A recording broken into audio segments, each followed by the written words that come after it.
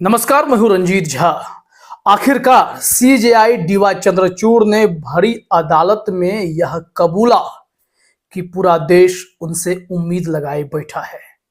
उन्होंने यहां तक कहा कि जब भी हमारे देश में संवैधानिक मूल्यों का हनन होता है तो उस वक्त लोग जवाब हमसे मांगते हैं। दरअसल उनके सामने ऐसे गंभीर मुद्दे आ रहे हैं और उस मुद्दे पर अदालतों से कोई ठोस फैसला नहीं हो रहा है। इसका मलाल भी कहीं ना कहीं सीजेआई डीवाई चंद्रचूड़ के मन में था। फिर चाहे वो जांच एजेंसी की मनमानी को लेकर एक ठोस फैसले की बात हो या फिर मोदी सरकार के एक और तुरुप के इक्के राज्यपाल की मनमानी का सवाल हो, हर मोर्चे पर सुप्रीम कोर्ट से उम्मीदें बढ़ गई हैं।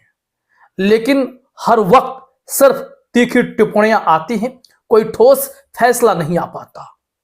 खास करके गैर भाजपा शासित राज्यों में जांच एजेंसियों का कारनामा तो आप देख ही रहे हैं, लेकिन उसके इतर राज्यपाल भी अपनी भूमिका से शायद बीजेपी की इच्छा पूरी कर रहे हैं और उस राज्य की सरकारों के काम में बेमतलब अवरोध पैदा कर रहे हैं। इसी को लेकर सुप्रीम कोर्ट में यह बड़ा मुद्दा बन गया। यहां तो सीजेआई डीवाई चंद्रचूड़ की बेंच ने राज्यपालों को अनुच्छेद 200 के तहत मिले अधिकारों पर बड़ी स्पष्टता से समझा दिया है कि आप इसके इतर तो कतई नहीं जा सकते हैं। लेकिन राज्य सरकारों के काम में गतिरोध पैदा करने में व्यस्त, किसी खास के राजनीतिक हित साधने में व्यस्त राज्यपाल क्या अपनी आदतों से बाज आएंगे? क्योंकि यहां पर तो काफी टिप्पणी सीजेआई डीवाई चंद्रचूड़ पर होने लगी है। मशहूर वकील दुष्यंत दवे ने भी कहा है कि इस वक्त भी सीजेआई चंद्रचूड़ के नेतृत्व में भी सुप्रीम कोर्ट का काम ठीक से हो नहीं पा रहा है। और कई ऐसी टिप्पणियां हुई हैं अदालतों को लेकर, अदालत के रवैये को लेकर, जिससे सीजेआई डीवाई चंद्रचूड़ कहीं ना कहीं प्रभावित हो रहे हैं। तो चलिए हम आपको कुछ महत्वपूर्ण बातें बताते हैं कि सीजेआई डीवाई चंद्रचूड़ ने ऐसा क्यों कहा कि लोग हमसे उम्मीद रखते हैं। जरा देखिए अपने स्क्रीन पर एक हेडलाइन दिखाता हूं। यहां पर लिखा गया है, कुंडली मार राज्यपाल, देश की सुप्रीम अदालत के क्यों है निशाने पर, जानिए पूरी वजह। यहां पर हम सीधे तौर पर पहले आपको सीजेआई डीवाई चंद्रचूड़ की टिप्पणी बताते हैं, उसके बाद पूरा मामला भी आपके सामने रख देंगे। ये कुंडली मार राज्यपाल ने भी नाक में दम कर रखा है, ना सिर्फ गैर भाजपा शासित राज्यों की सरकार पर, बल्कि अदालतों में ताबड़तोड़ कई राज्यों के मामले पहुंचने से जज भी हैरान और परेशान हैं। उन्हें भी पता है कि कैसे महाराष्ट्र में राज्यपाल की भूमिका ने महाराष्ट्र सरकार में उथल पुथल मचाकर रख डाली थी। और अब जो सरकार चल रही है उस सरकार पर तो कई सवाल खड़े हो गए हैं। और उस वक्त भी अगर संवैधानिक मूल्यों का हनन होता देख अदालत से कोई कड़ा फैसला आ गया होता तो अब तक वहां पर स्थिति कुछ और होती, लेकिन ऐसा हो नहीं पाया। ये मलाल रहा। यहां पर देखिए क्या कुछ कहा गया है। यहां लिखा गया है, केरल के राज्यपाल आरिफ मोहम्मद खान पर आरोप है कि उन्होंने 2 साल तक 8 बिल रोक कर रखे थे। नतीजा यह हुआ कि केरल की सरकार सुप्रीम कोर्ट पहुंच गई। सरकार की ओर से पूर्व अटॉर्नी जनरल के वेणुगोपाल पेश हुए थे। सुप्रीम कोर्ट ने कड़ी नाराजगी जाहिर की।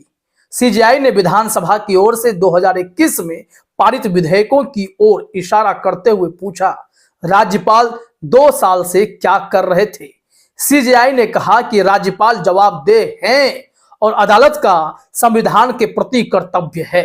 लोग हमसे इसके बारे में पूछते हैं क्योंकि सीजेआई डीवाई चंद्रचूड़ एक ऐसे जज हैं जिन्होंने अपने फैसले से, अपने सख्त अंदाज से देश के लोगों की रुचि अदालती कार्रवाई में पैदा कर दी है। लोग अब जानना चाहते हैं कि अदालत में क्या कार्रवाई चल रही है और कैसे सीजेआई का कोई फैसला आएगा या सुप्रीम कोर्ट, हाई कोर्ट के जजों का कोई ऐसा फैसला आएगा जो देश हित में होगा और न्यायपूर्ण होगा।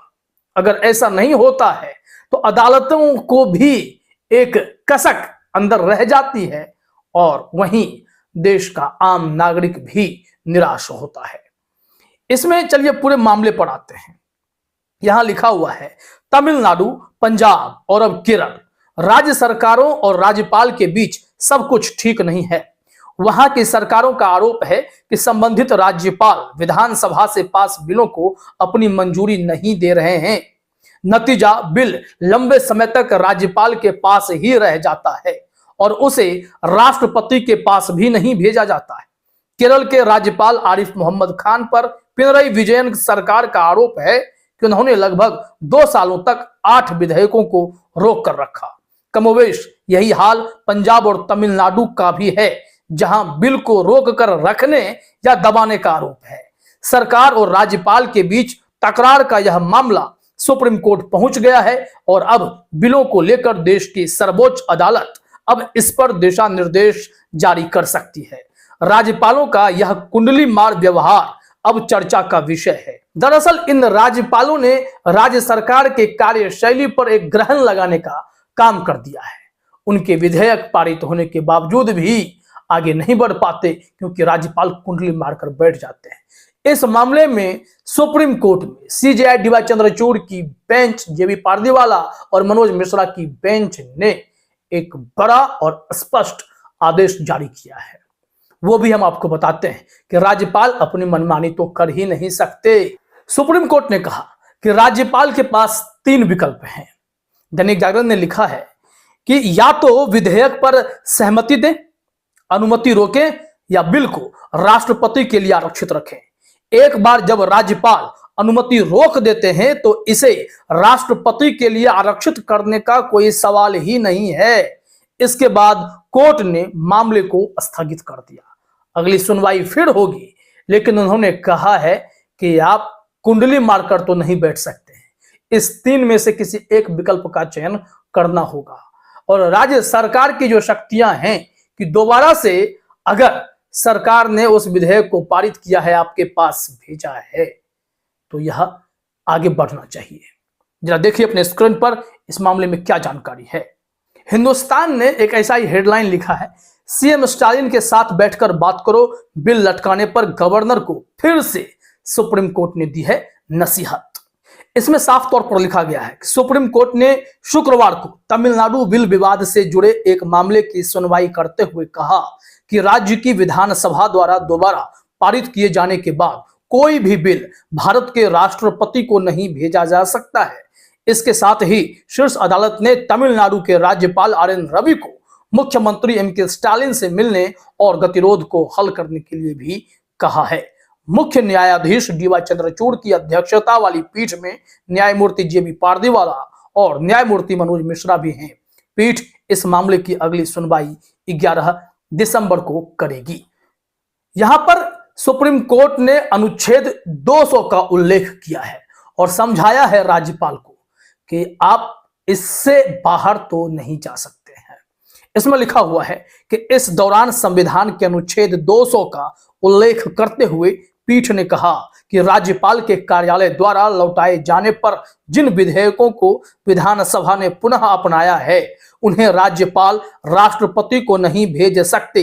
इसी के साथ न्यायालय ने तमिलनाडु सरकार की पुनर्विचार संबंधी याचिका पर सुनवाई के लिए 11 दिसंबर की तारीख तय की और राज्यपाल एवं मुख्यमंत्री से गतिरोध सुलझाने के लिए मुलाकात करने को कहा है।